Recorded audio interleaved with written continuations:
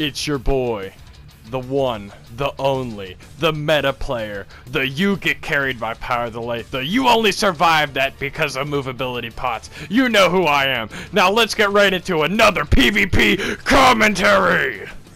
But no, on a serious note, what I want to talk to you guys about is my current feelings towards this update.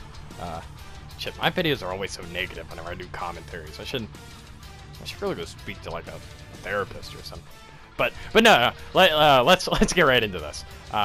So as you're gonna see on screen, this is gonna be relevant to what my main point of this video is gonna be, which is damage reduction sets. So sets like that would be Wizards of Post, Reactive, Pirate Skeleton, Nightmare, so on and so forth, and how they shouldn't be stackable. Now I'm running a full damage build in this video, as you might see. Actually, you probably won't see it because how low my fucking damage is. Now my jabs normally hit medium players for about damn near 3k. I can hit heavy armor players for, you know, 2k, roughly. I'm hitting him when all his shit's up for about 700, which is like nothing. So what I would like to see a change to is make it so if your Wizards Riposte is on me and you're running reactive, if I CC you, either the reactive overrides the Wizards Riposte, making it nullified, or vice versa. The Wizards Riposte makes it, since it's on me, makes the reactive not take place. Now, I mean, I know some players might get a little upset with me saying that. I'm just trying to actually go in the Cyrodiil and kill people. That's all I want. I want to be able to actually kill people. I fought this guy for about 15 minutes. So, I mean, I'm on a full damage build, and he's on a tank. Now, you might be saying, well, Dove, he can't kill you. He's a tank. Why are you crying? Just run away. Well, see, I did try to run away. As you saw, he chased me. Now, he tried to zerg me down a little bit before the clip started. And I didn't get all that because it took me so fucking long to kill him. But he chased me here, and he would have kept chasing me until I either fought him or he died or I died. He probably would have bagged me if I died because he's a piece of shit. Now, this ain't the only guy that's been doing this. I've seen this multiple times since the update came out. This is just the guy that pissed me off the most. So I'm gonna give him some exposure.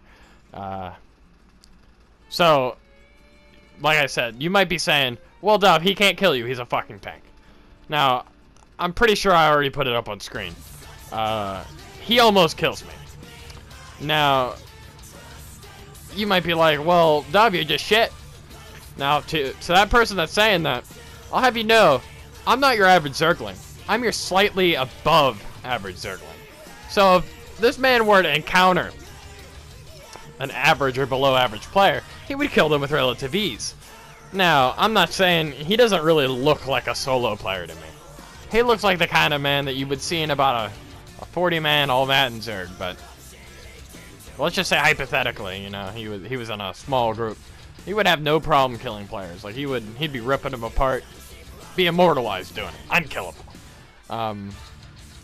Which brings me into my next category, which is defensive ultimates.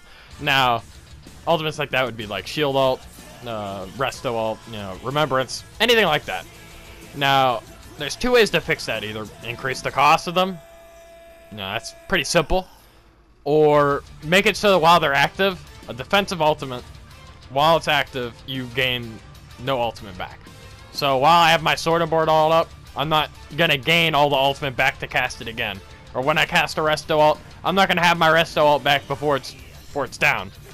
And that goes for every ultimate. There are some like corrosive. Corrosive's a good cost. I mean that's fine. But you know, like a sword and board ult or a remembrance. Remembrance costs 120, same as a DB. Now, the only time that a player would use a defensive ult would either be poor play, you know, they fucked up, or they're just bad in general and they need a crutch. You know, if you're getting zerged down, you might throw one up, you know, to keep you alive a little bit longer to get to line of sight. You know, that's reasonable. Or, you know, Zerg v Zerg, but I don't really know how that works. Like, so I'm not gonna really talk about it too much. But so 99% of the time, defensive ults are kind of crutches, because they could just completely negate getting hit with ultimates. You know, like it'll just counteract an ult that somebody uses on you, or you know, it keeps you going. Like, now I mean, if you used it properly, and you know, it had some drawbacks. Like once you use it, you can't just use it again. You know, you had to wait a little bit. You have to skillfully use it. You know, if you fuck up and use it the wrong time, you know, you'll die. You know, that shit happens. But, you know, if you use it at the right time, you know, you're good to go. You know, you live to fight another day, or, you know, you kill whoever you're fighting. So I'm just trying to say, make them have to be used more skillfully. Not like how this faggot uses it, and he just keeps casting, and anytime his health goes below half. Because he has it. You know, he has it back almost immediately after it ends. But the next category I want to talk about is just snares. Nah, this game's based around snares. Everything you do in this game will fucking snare you. I'll look at you in Cyrodiil and you'll get like a 90% snare, just right on you, and that's just me looking at you. I didn't even have to hit you yet. Make it so you can only have 1 or 2 snares on you at a time. And that would mean that if I get hit with a 30% snare, and then I get hit with a 50, make it so that like the 50 is either negated because I already have a 30% on me, or make it so the 30%, you know, goes away and then the 50 is applied to me. Well, that would mean that you would have to snare me after the duration ends, or, you know, I get rid of the snare in some form. So you have to use it more skillfully. And you wouldn't just get AIDS down by snares and, you know, get your shit pushed up. Which brings me into my last category, getting your shit pushed up. CP caps. I've talked about this before. Quotation mark top tier players normally agree with you when I talk about this. Make the CP cap in Cyrodiil, because I mean, I've expressed my opinion on PvE before, and just in case you don't know, it's fuck yo PvE. I don't give a shit about PvE. Like, not a single solitary fuck about PvE. So make it so that like the battle spirit will make it so that your CP cap in Cyrodiil's lower than it is, you know, out in everywhere else, just everywhere. Make the cap for CP in Cyrodiil like 300 to 330, and you know, CP makes or breaks a build. You know, if you have your CP set up properly, you can run certain setups, you know, high damage reduction, and still hit pretty fucking hard, and kill most players because of that. Or, you know, if your CP set up poorly, even a good build might be shit just because of that. So you made it, you know, about 300 to 330, like I said. It'll bring a lot more skill into the game of players. If you make a mistake, you don't, like, if you make a mistake, you die.